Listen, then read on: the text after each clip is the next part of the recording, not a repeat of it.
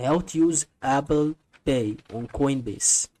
So my opinion about that is about to help you on this video about this with a very important situation that it can be really satisfied for helping you about what we are looking for and how we can start to deal with that in details that is still to be really satisfying for what we are looking for and how we see this very important on our progress that's really to be satisfied for what we are looking for it.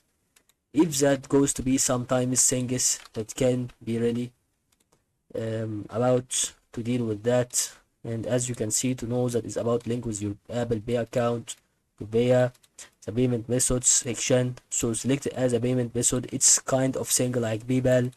You're gonna start to do like doing kind of actions or sections like add money, send the money,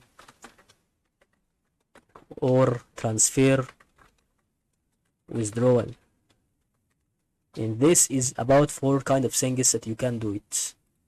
And that is all about to know how you use Apple Pay.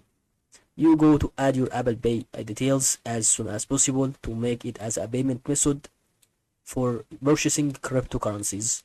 That is on the assets as assets on the list, and that is all about to help you.